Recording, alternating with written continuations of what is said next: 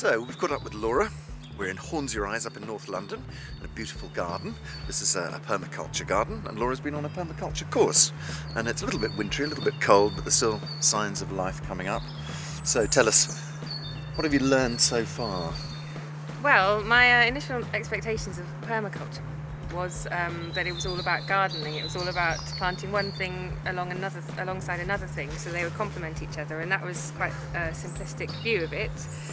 But when I came here, I realised that actually permaculture is more of a philosophy, they call it, than actually a method of gardening. So when we arrived here, they started actually talking about transport, about sort of let systems and living in your community, and about gardening. But it wasn't just the one thing; it was sort of more about a whole way of life. I came to permaculture because when I was young I was very concerned with the situation in the world in terms of the environment and endangered species. Being also a member of the Green Party, I used to get the regular newsletter, and in there was an article about Nicaragua and how the Sandinista government were dealing with the double bind of hundreds of thousands of starving peasants and a huge national debt to pay off. And it was like, do we grow cash crops to pay off the national debt, or do we feed the peasants?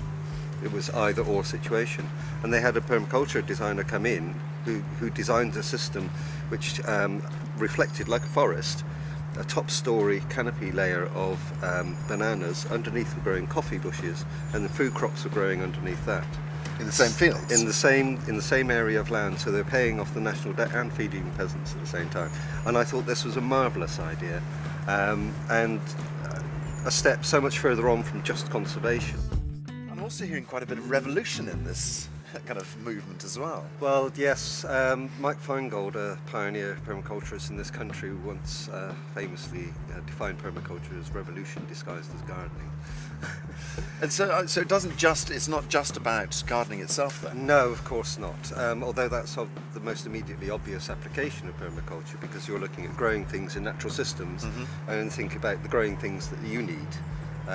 So food and raw materials, etc. But those same ideas, the principles and everything that we can see at work in nature, we can apply those principles to absolutely anything in the design of human systems, because it's just systems.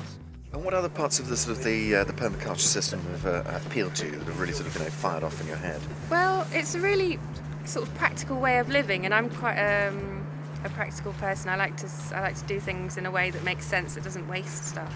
And so I guess that whole idea of just thinking about something in a sort of rational way, and remembering where stuff comes from, the amount of energy we use in the products we consume. Very fortunate to have access to this site. You wouldn't believe that you were in the middle of North London at the moment, amazing, would you? isn't it? Yeah, it's lovely. Little oasis. So yes, it's a well-established garden. There's lots of the permaculture input into it already, but there's lots of learning opportunities for students as well to get their hands dirty. I've really been excited by what I've learned about permaculture today. I'm about to go home and plant my own potatoes in a permaculture style, which involves not too much digging, which I'm really thrilled to hear about, because that's the bit that always puts everybody off, isn't it?